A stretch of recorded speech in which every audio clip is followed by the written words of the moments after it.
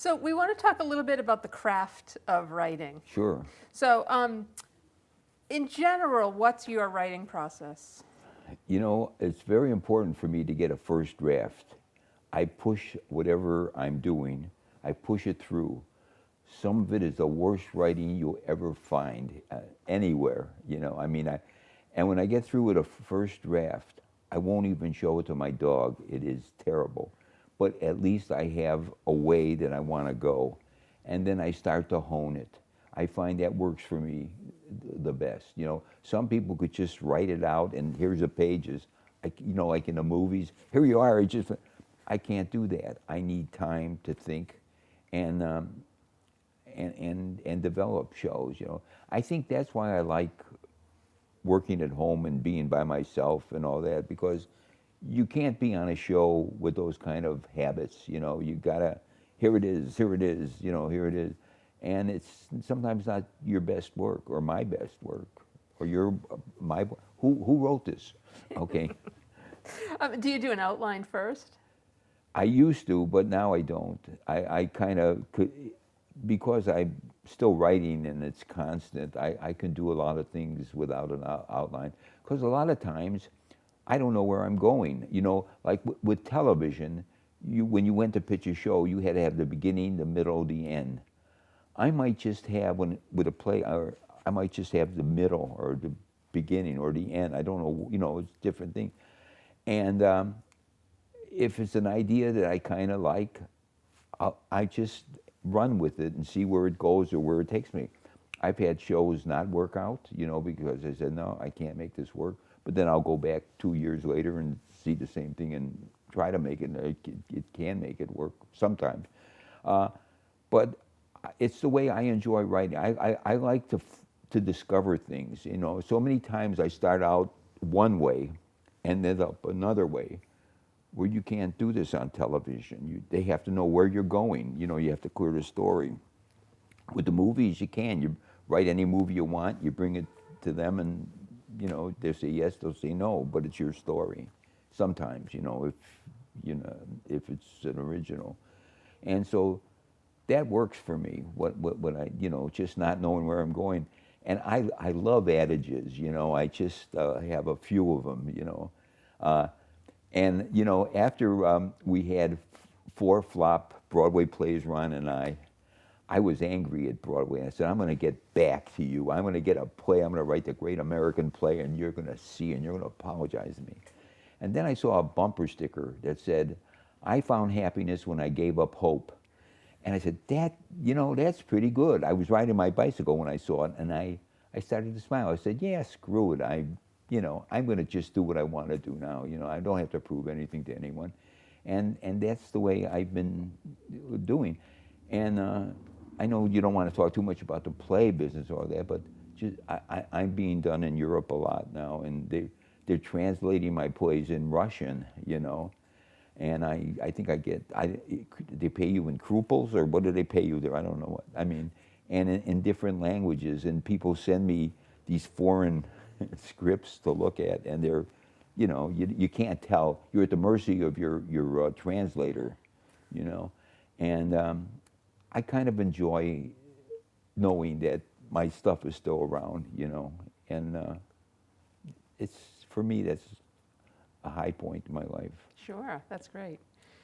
When you're writing, do you work on a computer? Do you use note cards? No, a computer. I have pads that I make notes here and there if you know, you see my desk is all full of notes.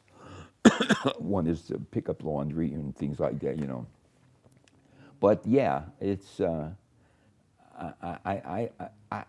have a very unorthodox way of working. There are writers that are very disciplined, that go into their office at 8 o'clock and leave at 5 o'clock.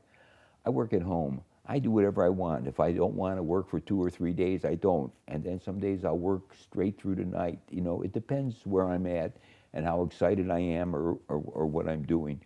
And to me, that's what I enjoy. I'm very undisciplined, but I do work. Do you have any rituals or superstitions? Yeah. Well, I don't walk in front of trains. Is that a superstition? No, that's common sense. Or, yeah. How about writer's block? How do you deal with writer's block? You know, I very seldom have it, but every now and then it comes. And what I used to go on my bicycle if sometimes I just have an idea, a notion, a line, you know, and that would take me to a whole play, you know. Uh, but I never even pay any attention to writer's block. You know, if I don't think of anything, if I'm not thinking of anything, it's not a block. It's just that I don't feel like thinking of anything because there's no deadline in my life, you know. And how has your process changed over the years? Has it changed? Oh, sure. You don't have to be as disciplined when you're not working for anybody and there's nobody waiting for your stuff, you know. And I love writing on spec. There were some people, and I've written a number of things on spec that I haven't sold, or, you know, you don't get to the right people. I think right now, if you've got a powerful agent, you have a good chance at something that's not even written well. But if you have an agent that isn't powerful in today's business, and I don't care what you write, you know, it's not going to get anywhere. It's that kind of a business. I read the book, The CAA Powerhouse, just because I knew Mike Ovitz in my day, and Ron Meyer, Ron Meyer is one of the sweetest guys in the world.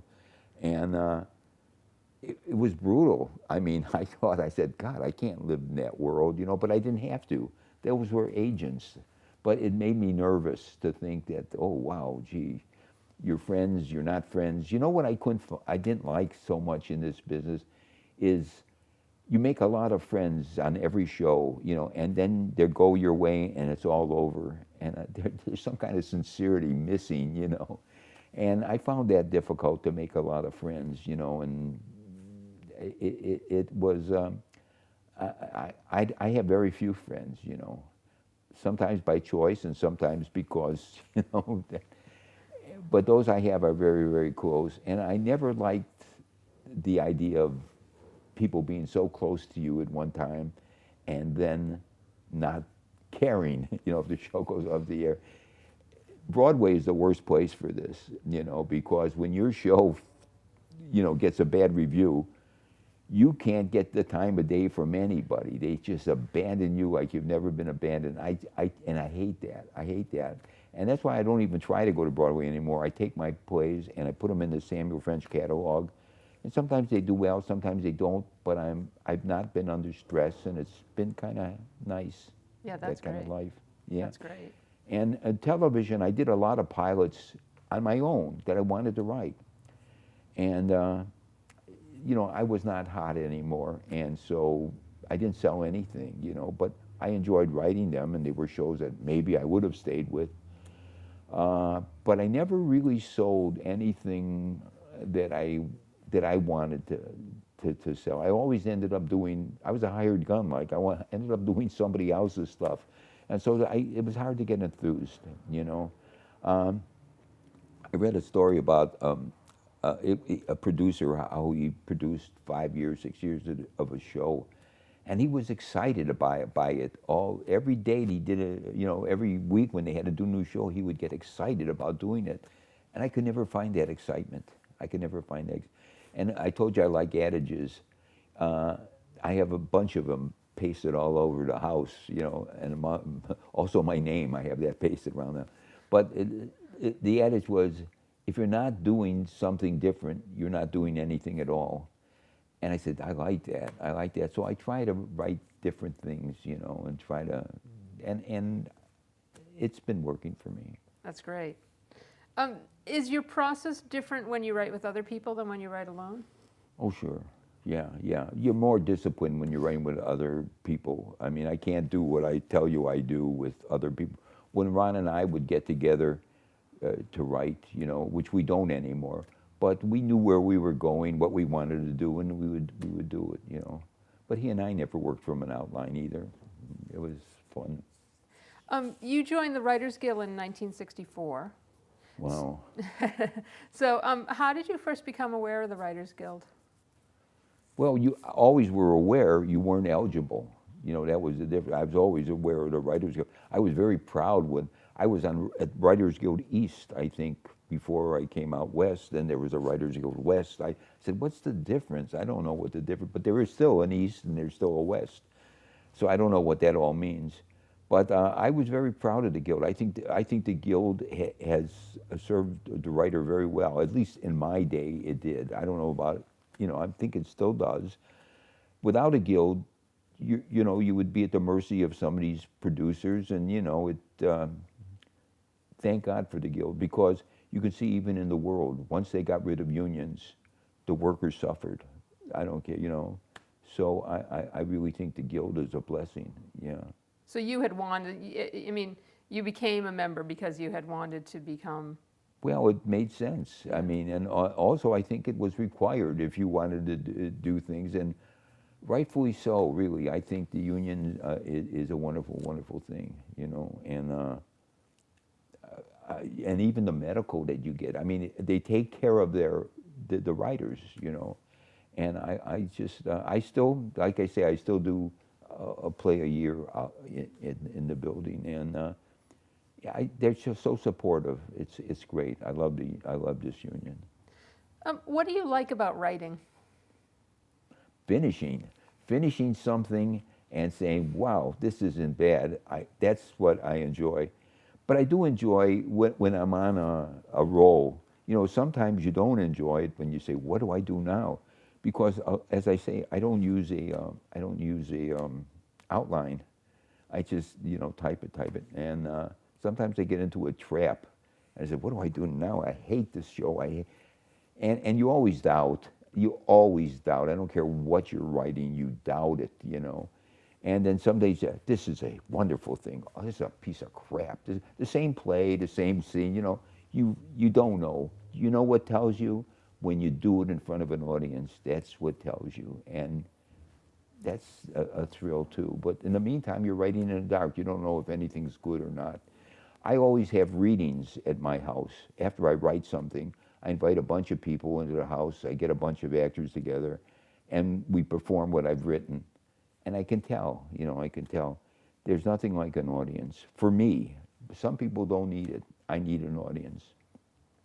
So obviously we're the Television Academy, and we've been focusing solely on your television career, but we did want to talk about your plays briefly, since you're such a prolific playwright. You've written over 35, over 40 plays? Yeah, around that. What do you like about playwriting specifically? Well, you're on your own. You're not forced to write what somebody else wants you to write. And unfortunately, that's the way situation comedy, situation drama it is. You're writing for somebody else. Unless you created the project, then you're writing for yourself. But most of the time, a writer doesn't create the project. So with a play, you've created a project. You're writing it for yourself. Nobody can tell you, do this, do that, do this, do that. I mean, you learn to know what you can do, again, with an audience telling you. So I like that. Also, I don't have deadlines. That's kind of nice. And so some plays I would take a year to write. Some plays I could write it in 3 or 4 months. It's just, and most of the time it's fun. And I've had a life that, I'm not glued to the computer. So for me, it works, yeah. Are there any other ways that playwriting is different than writing for television? Well, you can write on spec. Plays are on spec, unless somebody says, come and do a musical, or I want to adapt this kind of a play. But for me, plays are on spec. And I enjoy that, I enjoy it. I enjoy writing what I want to write. There are no boundaries, Even on the good shows I wrote, there were boundaries, Andy and Don, they could only do this, They can't do that.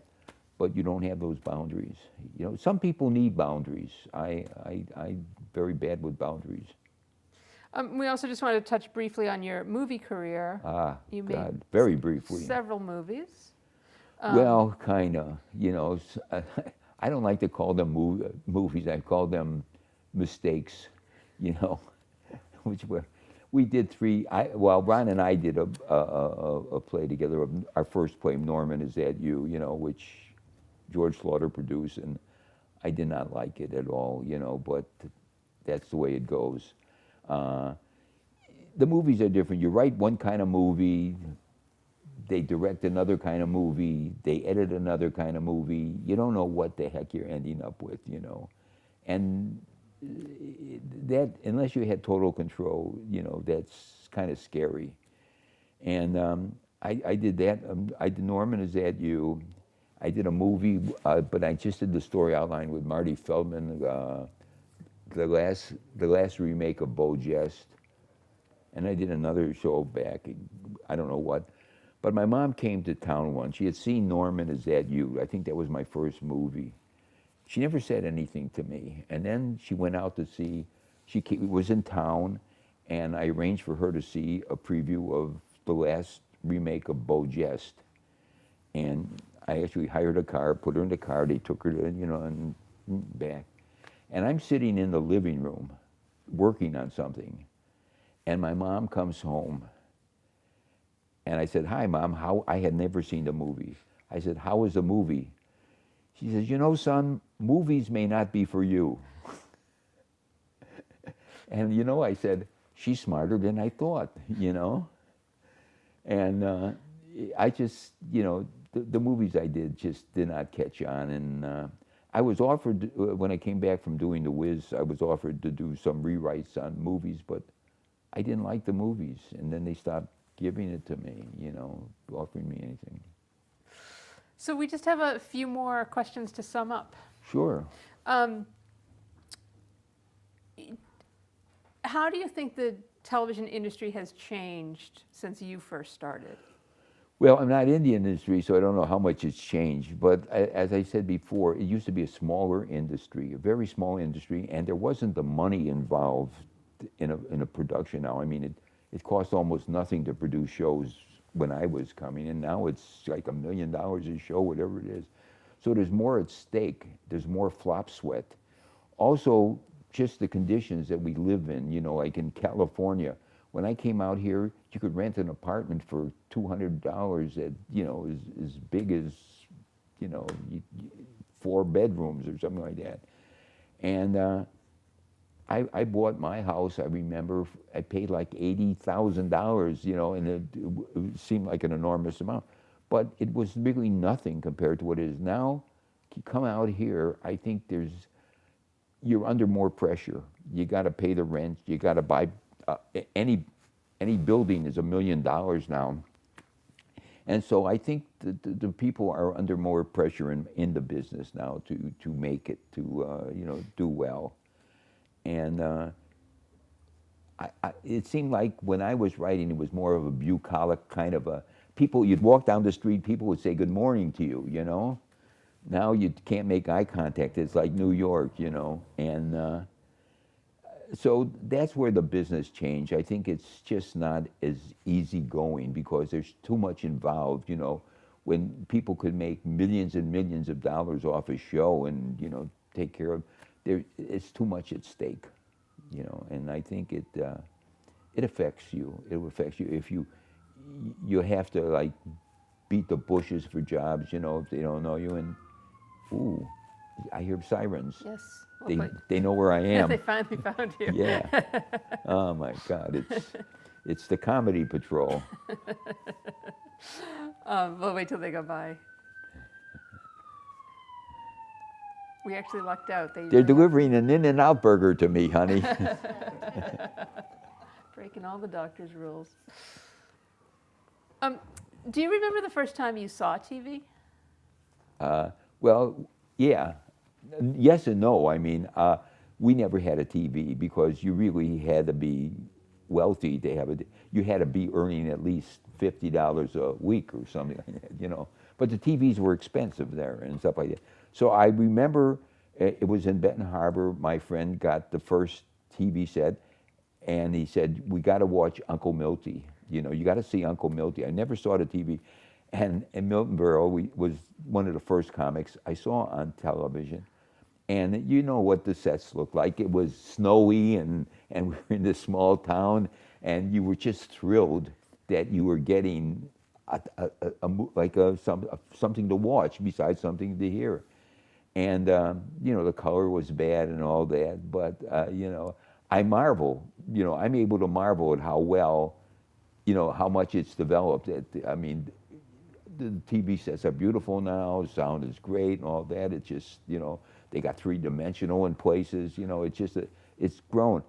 And when I saw television, it was still in the, I graduated high school in 1950, so it was like 49 or 48 or 49 in those days. And God, if there was a movie on, it was like the biggest event, and they put on the worst movies because that's all they could get. And it was really, it was like an innocent time, but it was kind of dumb. I mean, there wasn't anything good at the time, and then the sets would go off for hours and hours and then come back with a few more telecasts. And, but then as it developed, it became just, everybody had a habit. It's like the cell phone, it's like the computer. My wife bought me a cell phone, and honest to God, I look at it and I said, this is another world. I just don't get it. My grandkids could, boom, So, yeah, television was different then, and everything was different. I mean, time moves on. It was an easier time, yeah. Have you had any mentors during your career? Well, I got to think. Somebody who was very important to me was my English teacher in high school. I had a great English teacher who let me write funny essays. And I also had a great history teacher who taught, it was a small town, but he taught history and he taught literature. And he made us read, Shakespeare and Idols of the King and a lot of those things that I normally wouldn't read. And I thought that was very, very important. My high school days, I think, did the most for me, more than anything, yeah. That's great. What's your proudest career achievement? Oh my God. I wonder if I have any. Well, yeah, I mean, I think I love some of the shows I was on, like, I mentioned the Conway Show and Andy Griffith. I like that. I don't know, I hope my proudest, I had a lot of proud achievements, I mean, really. But I hope, tomorrow I'll get a different one. Tomorrow's always going to be something that's going to knock the wind out of you.